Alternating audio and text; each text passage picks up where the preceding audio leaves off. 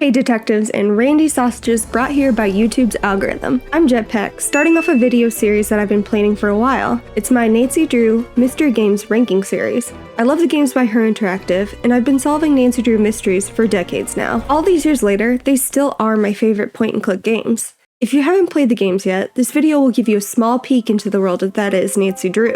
It seems fitting that I start with the very first mystery in the game series, the original Secrets Can Kill. I'll be ranking the entire series on the same set of criteria: plot, characters, atmosphere, puzzles, and replay value. Good news for the earlier games is that I won't be judging based on graphics. It'd just be too unfair to have Rose's robotic head and arm movements from Message in Haunted Mansion go up against the technology available 15-ish years later, although a few of the older games would obliterate the 33rd game in the series in the graphics/character animation departments. As I run through each standard, I'll give it a grade out of 10, then I'll add up the scores and throw out a final overall grade for the game, A to F. This is my opinion. That's my opinion! You don't have to agree with me. Be a lot cooler if you did. So I'd love to hear your thoughts in the comments. Let me state now that the mystery games put out, or used to be put out regularly, It's been 84 years. by Her Interactive are generally fantastic games that I'd recommend to anyone who enjoys a well-thought-out narrative puzzle mystery game. My intention is never to bash anyone. This is my way of expressing my love for the series and show the huge effect the games have had on me. Obviously, there will be major spoilers for Secrets Can Kill in this video. Let's do it. The original Secrets Can Kill was released by Her Interactive on Windows PC on November 5th, 1998. Yeah, you did the math right. That's 22 years. It's the very first Nancy Drew game that Her Interactive released, back when the company slogan was, "For girls who aren't afraid of a mouse."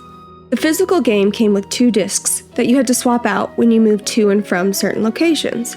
If you've experienced the whir of your bulky gray PC tower booting up the boiler room location as a child, it might be time to think about life insurance. Let's get into the first category, plot. The plot for Secrets Can Kill is a bit heavy. Only twice in the Nancy Drew series are we investigating a murder. In Secrets Can Kill, and then again in the aptly named Deadly Device. In Secrets Can Kill, Nancy is taking a semester off to visit her Aunt Eloise in Florida. During her visit, a high school student named Jake Rogers is murdered in the school, and his body is discovered by student body president and popular diner boy, Daryl Gray. Aunt Eloise quickly introduces Nancy to the principal, and she's promptly enlisted to go undercover in the school as a new girl and track down the murderer, because it has to be a student, right? In my opinion, the plot could have been better. They had the right idea, murder on the loose. Nancy fits in with the whole high schooler age group, and we love an undercover assignment. But the details are off. Why and how is Nancy just taking a semester off to visit her aunt? Nancy's a high schooler. They don't just let high schoolers take a semester off.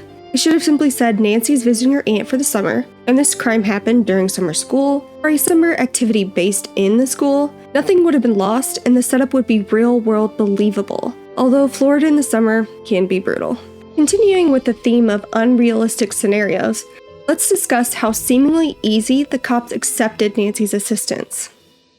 Hey Sarge, you know that high school murder that's in the public eye and has hundreds of parents concerned about the safety of their kids? Of course. What do you got?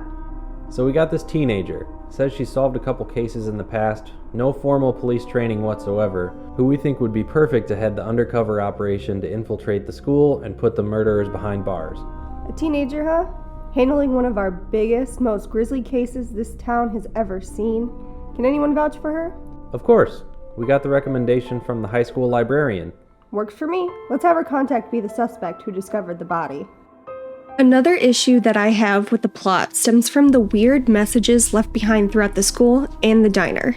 Someone has posted these cryptic, encoded puzzle messages to warn of the various secrets going on at the high school, as well as hint at the demise of Jake. One note even tells you that you'll need to enlist the help of 2 people to end the game. The only theory that I can come up with as to who is leaving these messages is some sort of omniscient being who wants to help solve the mystery and expose all of the students' wrongdoings. This just does not happen in the real world. No one is placing sticky notes randomly around my apartment telling me who drank the last of the cranberry grape juice. It was Gooba. It's not true, I didn't do it, she's lying! If you have any guesses as to which character could have been placing these notes, let me know your theory in the comments. A plus point for the plot is that it doesn't unfold at a monotone pace. It varies. Like in real-life mysteries, there are moments of intense, high-stakes situations, but there also is a time and place for the slow and pensive snooping and dialogue to develop the story, characters, and the motives. At times, the game seems to lull when you've hit a wall and just need to circle back around and around and around with every character in order to move the story forward. While some of these characters' conversations are needed to develop the story, not all of them are engaging enough. I'll speak to this more when I get to the character segment of the ranking. Overall, I'm giving Secrets Can Kill Original a 4 out of 10 for plot. The concept is good, but it wasn't executed very well, and it's on the short side for a Nancy Drew game. The setup is iffy, the realistic aspect of it is questionable, and the story development and pace of the game is slower than I'd like. It's passable, but the greatest issue that I have with the plot of Secrets Can Kill is the culprit, which I'll discuss in the character segment right now. As far as in-person characters, we have pretty stereotypical high school students, but they all do have a little twist. Daryl's the flirty, popular kid whose family is undergoing a few publicity issues. Hal's the nerd whose family is pressuring him to get a full-ride scholarship for college, and then Hulk is the jock with an injury with the same college scholarship pressures. Connie's the lady jock who has money issues at home, and then our favorite, Jake the douche. While we can't talk to Jake because he did, I count him more as a character in the game than the actual culprit. I don't count the culprit as a character based on the fact that he doesn't exist to us until the last 5 or so minutes of the game. While the culprit ultimately made sense, he was unexpected in the worst way. Incoming spoiler for Ransom of the Seven Ships. This game is the polar opposite of the nature of the culprit for that game.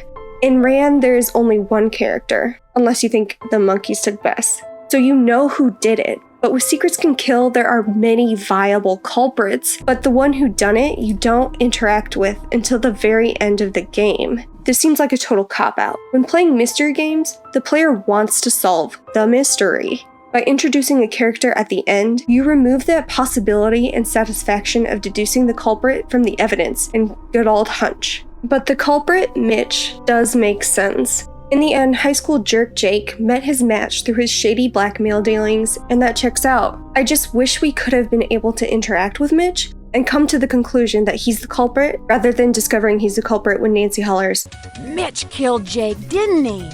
to Daryl. Since Her Interactive has a reputation to limit the number of animated characters in a game, I've got a hot take here. Let's do a character swap. Remove Hulk as a character entirely, and step up Connie as a more sporty type. Say she does really well in gym and is always asked to join various sports teams at the school. Teachers and fellow students are perplexed as to why she doesn't join, and they tell Nancy of the rumors that she's doing something after school that she doesn't want anyone to know about. We eventually discover she spends all her off time at Crane Judo School. This removes the steroid subplot, but we still have the situation that Daryl is in with selling off trade secrets to Mitch. We can eliminate the pharmacy as a location entirely and have the endgame altercation unfold behind Maxine's diner, or really anywhere else. Another suggestion would be to add an authority figure, principal, gym teacher, Maxine, someone to give more background on suspects. The principal to give a dialogue on if any of them have been in trouble. The gym teacher could comment on competitiveness, aggressiveness, and physical fitness, as the culprit had to have been able to beat up Jake and push him down the stairs. Maxine could give some insight as to how the students act outside of school. I think that Connie, Daryl, and Hal were good enough suspects to compensate for removing Hulk, and a lot could have been added to the game by adding an authority figure of some sort. Another big downfall of the characters in this game is the one, the only, Nancy Drew.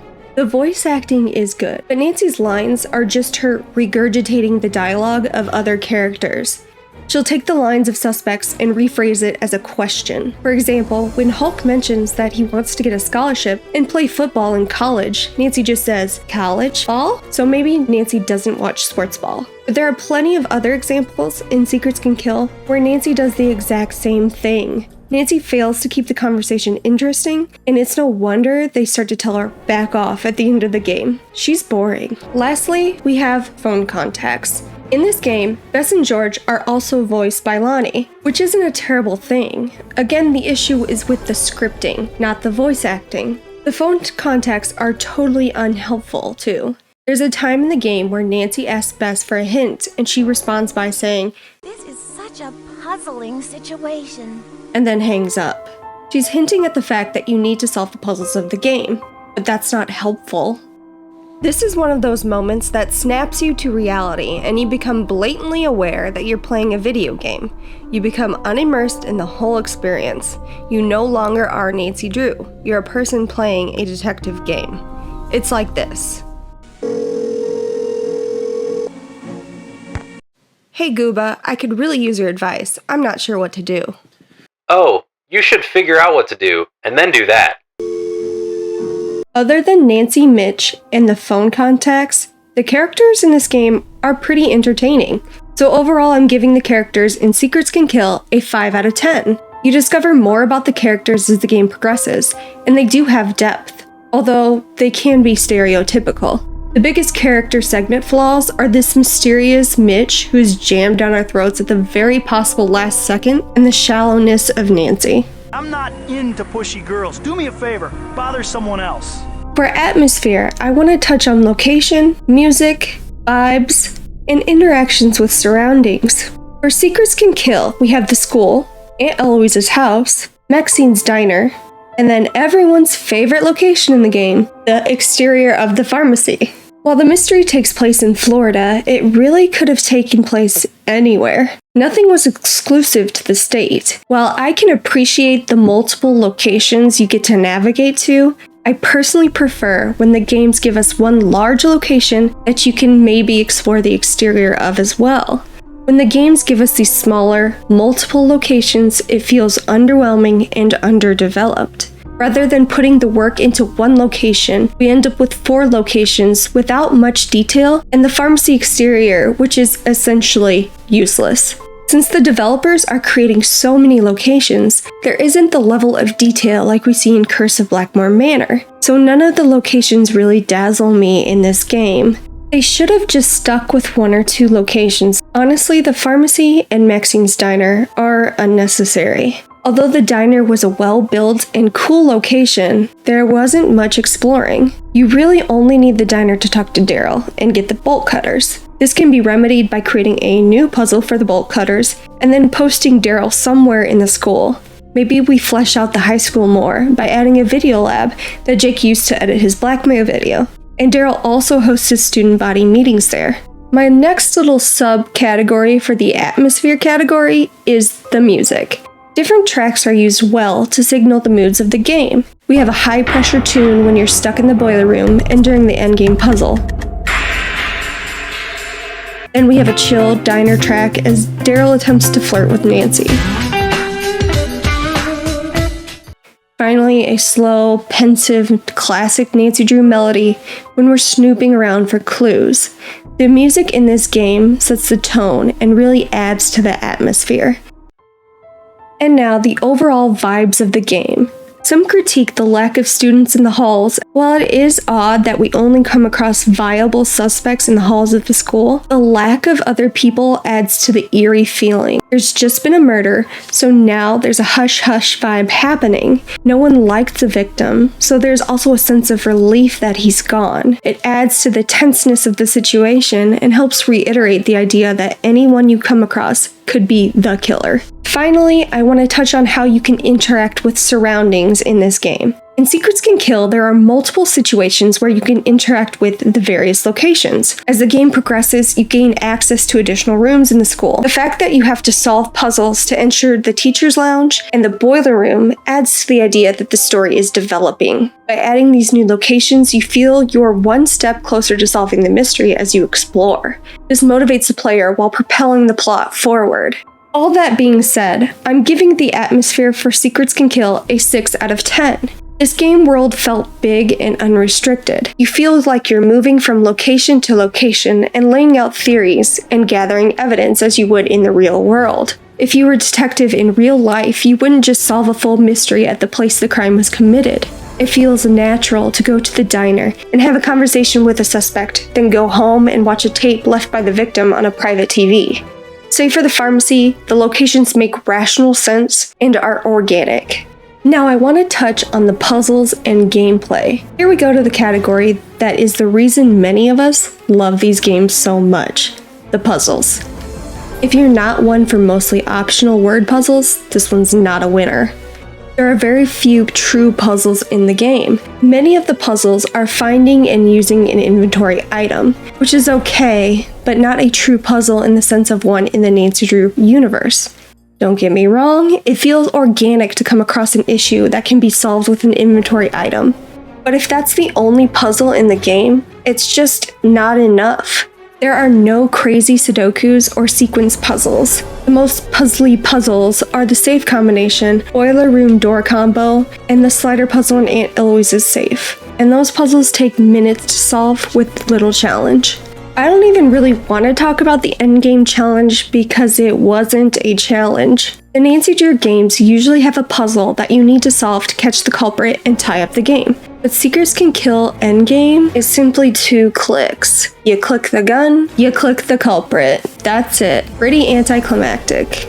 And so, for its low quantity and quality of puzzles, I'm giving Secrets Can Kill Original a 1 out of 10. The only redeeming factor is that other than the word puzzles that seem omniscient, the puzzles make sense and are feasible. And now, for the most brief, yet likely the most important category for more veteran Nancy Drew players, replay value. We've been solving these mysteries for years, so it's pretty vital that we can play the games multiple times so we don't get bored or tired of them. The original Secrets Can Kill is more on the side of a one-time playable, or one you break out after you've played all the other games. The replay value is diminished by the lack of puzzles, Nancy's blasé and shallow personality, and the unglamorous locations. The original Secrets Can Kill gets a 1 out of 10 for replay value from me. It's not that I never want to replay this one, but when I'm in the mood to replay a Nancy Drew, this one almost never comes up. It's nice to have a good bang for your buck when you buy a video game, and this one just falls short of that. Now I'll tie it all together with a final grade. Scores out of 10 are as follow. Plot 4, characters 5, atmosphere 6, puzzles 1. The replay value is 1 as well. We get a total of 17 out of 50, giving the original Secrets Can Kill an F. Ouch. But I don't regret my score. This is one that a lot of fans haven't played, and the more veteran Nancy Drew fans replay simply for the sake of nostalgia. It's not one that I or many recommend when suggesting a game from the series. The original Secrets Can Kill is not a bad game. It's just not up to the incredibly high standards that the other Her Interactive games reach. It's pretty short, the plot isn't completely realistic, the characters are believable save for Nancy and the phone context scripting, the atmosphere is nice and fairly realistic, but the puzzles and replay value are non-existent. Overall, the first Nancy Drew game in the Her Interactive series is not one that newbies should start with, though I do think everyone should play it because it is a good game. Thank you so much for watching this review. I plan on reviewing the remaining games in the Nancy Drew series, so if you're interested, go ahead and subscribe so that you can get a notification as I put these videos up. If you didn't know, this is a channel that I share with Gooba to express our love for video games, so he'll be putting up content as well. Let me know what you thought of this review. Do you think it's a fair grade for the original Secrets Can Kill? Why or why not? I'd love to hear your thoughts. That's it. Thanks a lot.